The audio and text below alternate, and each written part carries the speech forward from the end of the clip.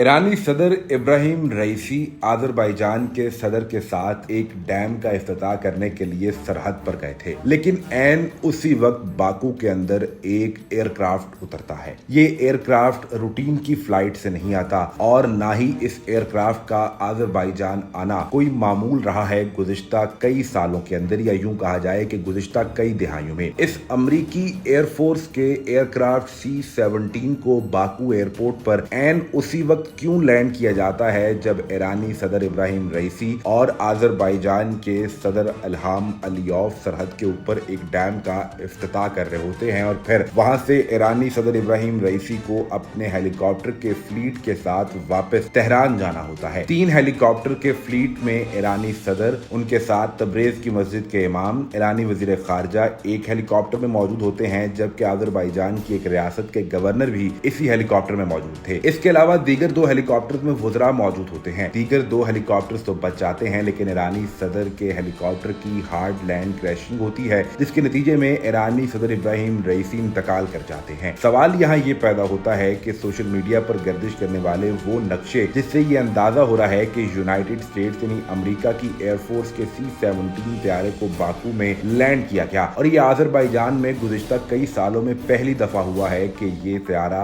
Baku पहुंचा हो या किसी खास मिशन के तहत यहाँ लैंड किया गया हो। क्या इस हादसे के पीछे कोई कॉन्स्पिरेसी है? क्या ईरानी सदर इब्राहिम रईसी को रास्ते से हटाना मकसूद था? अगर ऐसा करना मकसूद था तो इसकी वजह क्या हो सकती है? उन्हें निशाना कौन बनाना चाहता था? अमेरिकी एयरफोर्स के तैयारे का बाकू एयरपोर्ट पर क्या काम था? इस हवाले से ना तो ताहाल बाकू एयरपोर्ट एजेंसी की जानिब से कोई खबर, कोई रिपोर्ट या वजाहती बयान सामने आया है, और ना ही अमेरिकी एयरफोर्स की जानिब से इस पर कोई वजाहती बयान जारी किया गया है। अलबत्ता सोशल मीडिया पर अमेरिकी एयरफोर्स के इस तैयारे की बाकू एयरपोर्ट पर लैंडिंग की तस्वीर और इसका मैप रूट भी शेयर किया जा रहा है कि गुज़िश्ता कई सालों में ये पहली दफा है कि अमेरिकी एयरफोर्स का C-17 तैयारा अपने फ्लीट के साथ बाकू एयरपोर्ट पर पहुंचा है, जिसके चंद ही घंटे बाद एक बड़ा हादसा पेश आया, और इसे अगर 2024 का अब तक का सबसे बड़ा हादसा कहा जाए तो ये गलत नहीं होगा, जिसके नतीजे में ईरानी सदर इब्राहिम रईसी अपने रफका